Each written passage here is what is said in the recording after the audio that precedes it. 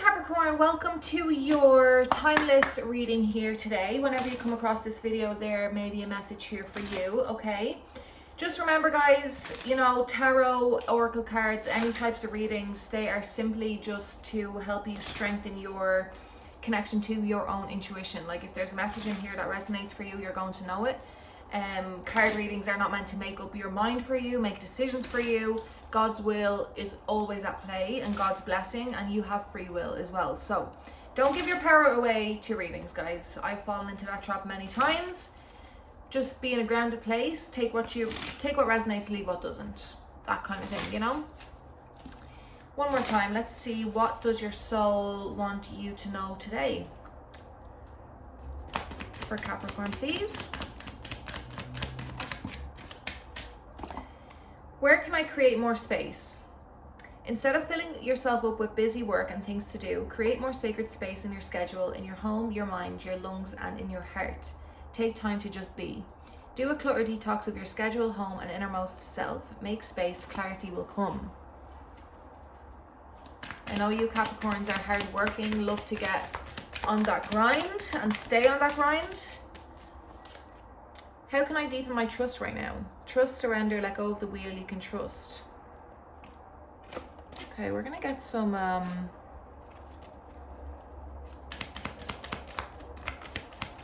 today, find your center in the chaos and be certain with yourself so you can deepen your trust with others. What if it isn't true? The thing you are telling yourself right now, with the concrete reasons why you think you don't belong, you can't do it, you won't get there, you're not enough, or it's not for you, what if it wasn't true? It's time for a soul chat. Close your eyes, put your hands on your heart, and ask the wise one within you, what if it isn't true? What else might be possible? Journal your answer. What lie do I need to let go of to reach my soul's truth? So there's definitely a bit of confusion going on for you here, or a bit of distraction. Am I willing? Capricorn, that you need to kind of slow down and retract yourself a little bit in order to get to the root of what you're trying to figure out, or get the answers that you actually need. Okay, I'm gonna do we're gonna get some tarot.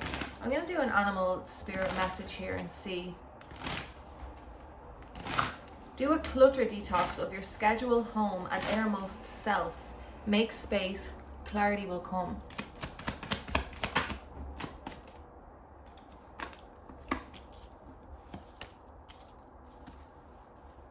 You have the bee card, the swan, and the dragon. Oops. And beaver. A lot of you are busy, keeping yourself busy with family, with community, with work. Some of you are parents, and your hands are definitely full. Your hands are definitely full. Look at this. Trust, let go, and surrender. And we have 10 of Wands at the bottom of the deck. So what story are you telling yourself, Capricorn, about this situation? Like we're gonna get some more answers here with maybe it's in your own abilities. We do have the swan card here. Let me actually see. Okay, so a lot of you, as I just said, are definitely feeling consumed by your community, your family, your work, whatever it is that takes up the most amount of your time, or what you're giving your time away to. And you're convincing yourself that you can't have time to yourself, or you're convincing yourself that you can't do the thing that you actually want to do because you're too busy, because you don't have this, you don't have that. You've made up a story in your head, and I don't think it's based off of facts. I think it's based out of fears, and your soul is really asking you for some introspection right now and some honesty. Right, I'm going to read you the swan card, because the swan card kind of fell in the, let's say, the present moment, even though everything's in the present, even the past and the future. So, swan says, effortless creativity, sensitive mystic, elegant power. The swan represents heightened creativity. In Hindu mythology, the goddess Saraswati, the embodiment of language, creativity, and artistry, rides on the back of this graceful creature. The swan is ready to take us there, to the fluid realm of writing, creating, and reflecting. This potent and healing energy is not to be taken for granted or taken lightly. When the swan card appears, your soul is calling for attention, for solo time. An inner voice is waiting to be heard, an inner vision likely to be revealed. When in balance, infinite creative power. When out of balance, agitated, snippy, lacking vision. to bring into balance solo time and writing. So this is going to be different obviously for a lot of you based off of what it is that you feel passionate about. But your soul is trying to guide you back to maybe a project that you've put on the back. Yeah, definitely something tied with childhood, with children are involved in this situation, family, feelings of nostalgia, feelings of childhood, thinking about the past. Are you willing to let yourself go there? Like, what excuses? I'm not trying to disregard. I know life gets busy and life gets stressful and there's always a million things going on. Like, I truly understand that. I truly understand that. And we tell ourselves these stories to convince ourselves, like, yeah, it's not going to work anyway. You know, I'm just too busy. I'm just too stressed. I'm just too this. But that's not true. Something is not rooted in truth. It's coming from fear or overwhelm or whatever's going on. Whatever story, we still have Mercury in retrograde now as well. So whatever story it is that you're telling yourself. Let's see. Let's get more clarity with the tarot cards. Let's get more clarity with the tarot cards. And we get the Ace of Swords. Yeah, clarity wants to come through. God is trying to communicate to you. God wants to give you this epiphany. God wants to give you this aha moment, this idea, this thought, to remember about something. But you need to make the space for it. You need to be able to go inwards with that. And if you're not somebody who knows like how to meditate, you don't always have to just sit like this and, you know, wait for something to come. If that's not something that you're used to doing, like, pray to God and ask God. You have to ask with your words, with your heart, with your mind, with everything. You have to ask for guidance and then be on the lookout for it. Notice the little details, how it will come. Notice the conversation somebody says to you. Notice the song you hear on the radio. Notice, like, however God is going to deliver that to you, you're going to know. But you have to get yourself into position to be willing to receive that information.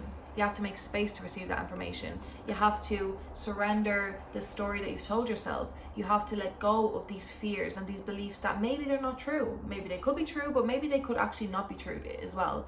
Like, you don't know what's going to happen in the future. And the future, this is why even in my readings, like, I look into the future a little bit in terms of like a possible direction, right? But like, every single thing happens in the present moment. Like, the future is created in the present moment. So there's no point in saying, oh no, that's gonna happen. It happens based off of the choice that you make today. The choices that we make today. The past and present, they don't exist in the way that we think they do. Like, in this, you know, this is the past, future. Like, it's all happening all at once, always. It really is. So get quiet, release the story, forgive yourself, whatever you have to do. Surrender the story, surrender the thoughts, the pain, surrender it to God. Pray and ask God, and then you do your part to show up, because you're in a co-creation with the divine. Like, we're in a co-creation. Bit of a tangent there, Julie. Instead of filling yourself up with busy work and things to do, create more sacred space in your schedule. Sacred space means lighting a candle, sitting down, just 5-minute prayer with God, you know, going out for a walk without your phone, without music, without earphones, without anything like that. Go for a walk in nature, go for a swim, take a bath, you know, however that sacred space is. It's not just one thing. It's really not just one thing. We have the Lover's card there. Lover's card, Death, and 5 of Wands. That's Gemini, Scorpio energy there. 2 of Swords, 8 of Cups, and the Moon. Pisces, Sagittarius, and the Fool.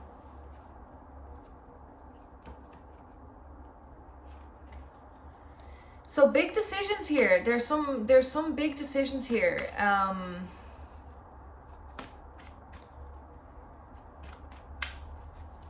Yeah, for a lot of you, this can, I mean, the Lover's card, it's really about a choice. It's having 2 paths in front of you and making a decision. It can talk about contracts as well.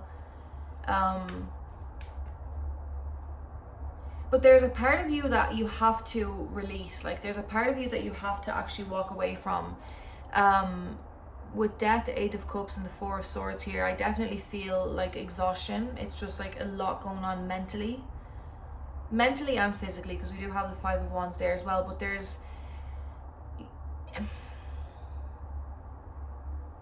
something has got to end. Something is not working. There's a rebirth of yourself waiting to happen. I feel like this is really on a personal level for you, that there's a rebirth of you that has to happen. Maybe it's happening already. We have the death card here in the present kind of moment, but I feel some resistance in the recent past, like resistance to move on from this or from somebody or from something, really just not wanting to see a situation for what it is, really, as well with the moon card there, like just really having the blindfolds on, refusing to take any action, refusing to see the truth of a situation, to make a decision, heavily on refusing to make a decision. One foot in and one foot out type of energy, and the Eight of Cups is at the middle of the spread. So there's something that you know, a way of being, a location, a person that you have to walk away from. Let me get some clarity on that. What's that Eight of Cups doing there, please? Clarify the Eight of Cups, please, God. Ten of Pentacles, family, Wheel of Fortune, Emperor, and the Ace of Pentacles. Wowzers. That's Aries energy. We have a lot of signs here as well. For a lot of you, this can be a marriage, right? This isn't going to resonate for absolutely everybody. Do you know what? I done a reading for Capricorn. So all last week I done just daily messages, but then the week before I done for the signs. And if I remember correctly, there was something in Capricorn's reading about you finding out the truth about something or someone. I think that was about something got to do with a marriage. So okay, if that resonates for you, for a lot of you, there's an ending of a marriage, or still needing to walk away from a marriage or a person that you have a family with. Maybe you're not married, but maybe you have family with this person, you have children with this person, and it's still in the process of ending. And I think and if you did already walk away from this, then there's a version of yourself that you were in that dynamic that it needs to die in order for this transformation to begin, which I think for a lot of you it already is beginning. But there's still some things that are being illuminated to you, honestly. And you know, to clarify the Eight of Cups, we have Ten of Pentacles, Wheel of Fortune, Emperor, and Ace of Pentacles. So like destiny is calling, like your destiny is really calling here. And things are moving, and you know what, this is, you know, things are moving, like life goes on, right? Life actually goes on. And a really important message here is what version of you is choosing the next timeline, right? Because with the beginning of the message here, and you know, whatever I was saying, that what if that story isn't true, we really need to pay attention. You need to pay attention to what version of you is choosing your next chapter. Because if something ended, if a marriage ended, a relationship, a job, take it as it resonates, and you're moving forward, you're gonna have to start making different decisions, right? You're thinking about your future. There's new beginnings happening. After an ending, after a death, comes a new beginning. It's just the way it works, right? We have two endings card here. That's it. A Wheel of Fortune is also a 10. Which version of you is making the decisions for your future? Are you choosing from fear? Are you choosing from an old identity? Or are you going to choose differently? Are you going to choose from hope and love? Are you willing to do that? Are you willing to let go of the old story in order to bring in and create the new? Are you willing to take that authority over your life?